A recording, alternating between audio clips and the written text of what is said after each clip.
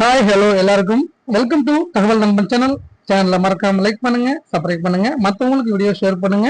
நம்ம இந்த சேனல்ல நம்ம பேசிக் இங்கிலீஷ் பார்க்குறாங்க.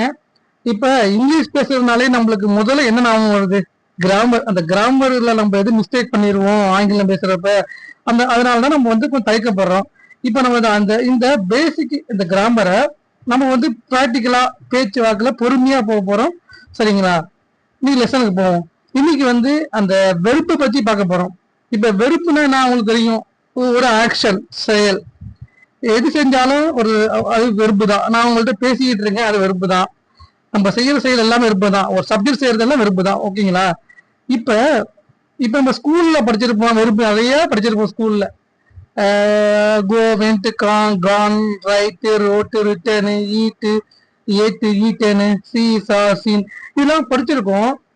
இப்ப அந்த அந்த மூணு சொல்றீங்களே, அந்த go, went, Khan, C, saw, scene, இப்ப அந்த அது எல்லாமே வெறுப்பு தான். எல்லாமே வெறுப்பு தான்.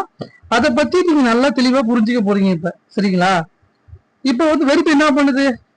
வெறுப்பு அதுக்கு ஆக்ஷன் கொடுக்குது. வெறுப்பு that reference and action is done by the subject. அந்த வெறுப்பு ஒரு செயலை குறிக்குது. எது அந்த செயல் செய்யப்படுறது, ஒரு சப்ஜெக்டால செய்யப்படுறது குறிக்குது. ஒரு சப்ஜெக்ட் தான் அந்த வெறுப்பை செய்யும். அது உங்களுக்கு தெரியும். இப்ப புரியுதுங்களா? இப்ப நானோ, நீங்களோ, அவரோ ஏதோ ஒன்று பண்றோம்ல, செயல் பண்றோம்ல, அதெல்லாம் வெறுப்பு தான்.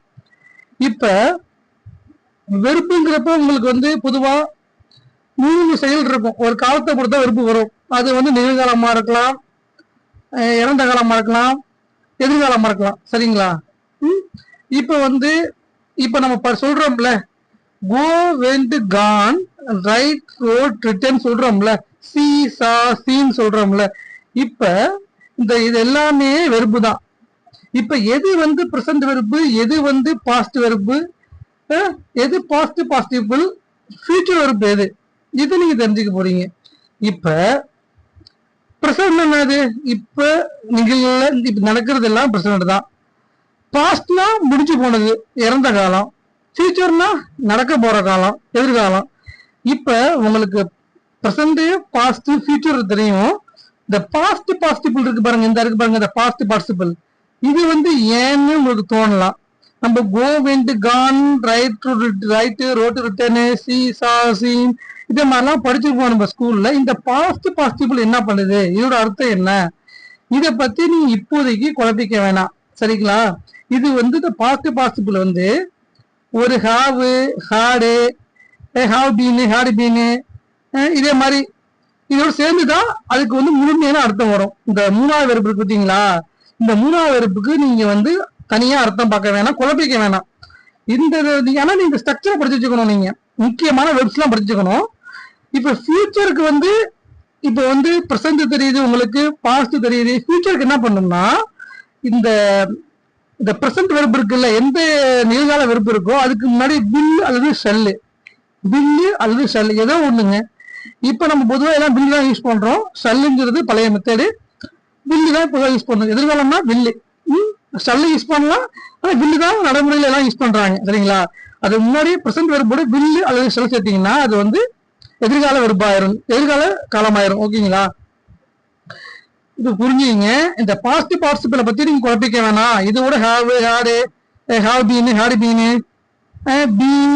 பீன் சேர்ந்து வரலாம். இதே மாதிரிலாம் சேர்ந்து வரும். தனியா ஒரு வார்த்தைக்கு இந்த பாஸ்ட் பார்ட்டிசிபிள் தனியா மீனிங் பார்க்க வேணாம். ஆனா நீங்க இந்த முக்கியமான அடிப்படையான வெறுப்புலாம் படிச்சு வச்சுக்கணும். ஒரு 100 வெறுப்பு, முக்கியமான வெறுப்புலாம் படிச்சு வச்சுக்கணும். நீங்க நம்ம காலை ஏஞ்சி என்ன பண்றோம், சாப்பிட்றோம், குளிக்கிறோம், நடக்கிறோம், எல்லாமே பண்றோம்ல. ஒரு செயலும் எல்லாமே செயல் தானே. இதே மாதிரி செய்யற செயல்கள் எல்லாம் இப்ப படிக்கிறது, பாடுறது, கடவுளை வணங்குறது, ப்ரே பண்றது, இதே மாதிரி எவ்வளவோ செயல்கள் நம்ம செய்யறோம் ஒரு நாளைக்கு. இதே மாதிரி அடிப்படையான வெறுப்ஸ் எல்லாம் தெரிஞ்சுக்கிட்டு அதோட இந்த ஸ்ட்ரக்சரை நீங்க பிரசன்ட், பாஸ்ட், பாஸ்ட் பார்ட்டிசிபிள், இந்த ஸ்ட்ரக்சரை நீங்க மனப்பாடம் பண்ணி மெமரைஸ் பண்ணிக்கணும். அடிப்படையான வெறுப்ஸ் எல்லாம் மனப்பாடம் பண்ணிட்டதான் நம்ம அடிப்படை ஆங்கிலம் பேசுறதுக்கு ரொம்ப உதவியா இருக்கும். இப்ப எதிர்காலத்துக்கு பாக்குறப்ப அந்த பிரசன்ட் வெர்போட இந்த கோங்கிறதா will go, will write, will seen போட போறீங்க. எதிர்காலத்துக்கு அதை குறிக்க போகுது. அந்த பிரசன்ட் வெர்போட வில் சேர்த்தா எதிர்காலத்தை குறிக்க போகுது. உங்களுக்கு ஓகேங்களா? உங்களுக்கு புரிஞ்சீங்க? இப்போ உங்களுக்கு வெறுப்பு பத்தி ஒரு ஐடியா கிடைக்கணும், அதுக்குதான் பேசிக்கிட்டு இருக்கேன் உங்களுக்கு. இப்ப ஃபியூச்சர்னா சொன்ன திருப்பி சொல்றேன், ஃபியூச்சர்னா வில் வந்துடும். இப்ப வில் கோனா போறது, வில் கோனா இந்த மேல போவேன். இப்ப ஐ கோனா நான் போறேன், ஐ வில் கோனா நான் போவேன், ஐ ரைட்ல நான் எழுதுவேன், ஐ வில் ரைட்னா நான் எழுதுவேன், ஐ சீனா நான் பாக்குறேன், ஐ வில் சீனா நான் பார்ப்பேன். இதே மாதிரி தாங்க. இதே மாதிரி இப்ப நான் எழுதுனேன், அப்ப என்ன சொல்றீங்க? எழுதுனேன், எழுதுறதுக்கு ஐ ரைட்டு, எழுதுனேன்னா ஐ ரோட் சொல்லணும். அப்ப பாஸ்ட் டென்ஸ்க்கு இறந்த காலம், புரியுதுங்களா? எல்லாரும் இறந்த காலம் ஃபுல்லா பாஸ்ட் டென்ஸ் வந்துடும். முடிஞ்சு போனதுக்கெல்லாம் ரெண்டாவது வெறுப்பு சொல்லிடணும். ரெண்டாவது வெறுப்புனா எது? பாஸ்ட் டென்ஸ் வெறுப்பு. முதல் வெறுப்பு பிரசன்ட் டென்ஸ் வெறுப்பு, ரெண்டாவது வெறுப்பு பாஸ்ட் டென்ஸ் வெறுப்பு, மூணாவது வெறுப்பு பாஸ்ட் பார்ட்டிசிபிள். இது ஓகேங்களா? புரிஞ்சுங்க. பிரசன்ட் வெறுப்பு, பாஸ்ட் வெறுப்பு, பாஸ்ட் பார்ட்டிசிபிள், இதுதான் ஸ்ட்ரக்சர். இப்படிதான் படிச்சுக்கணும். ஃபியூச்சருக்கு மட்டும் வில் சேர்த்துக்கணும் முன்னாடி. புரிஞ்சுங்க, சரிங்களா? உங்களுக்கு வெறுப்பை பத்தி புரிஞ்சுங்க, எப்படிலாம் தெரிஞ்சுக்கணும். அப்புறம் பீஃபா வெறுப்பு சொல்லுவாங்கல்ல, பீஃபா வெறுப்பு பாருங்க என்னதான் இருக்கு.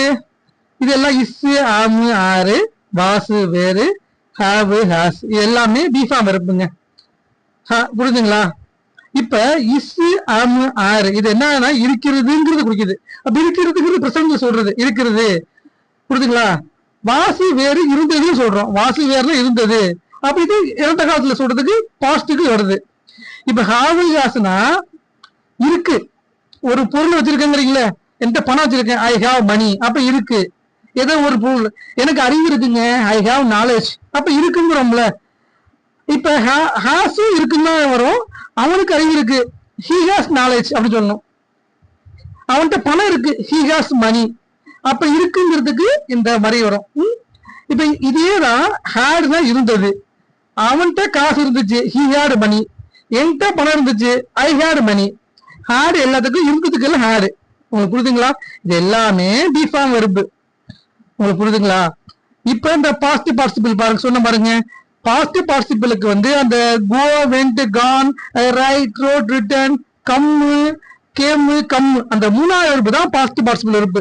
இது என்ன வரும்னா, இந்த பாசிட்டிவ் பார்ட்டிசிபிள் வெர்போட இந்த பி வெர்பு பாசிட்டிவ் பார்ட்டிசிபிளுடன் சேர்ந்து ஹாவு, ஹாஸ், ஹாடு இது சேர்ந்து வந்துடும். Have been, had been, have plus third form verb. Third form வெர்புனா first participle verb. Third form verb என்ன சொல்லணும்?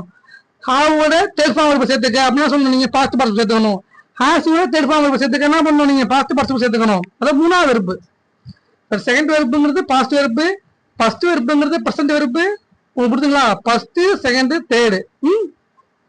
புரிஞ்சுங்க. இப்படிதான் நீங்க வெர்பு புரிஞ்சுக்கணும், சரிங்களா? இதை பத்தி நல்லா நீங்க தெரிஞ்சுங்க.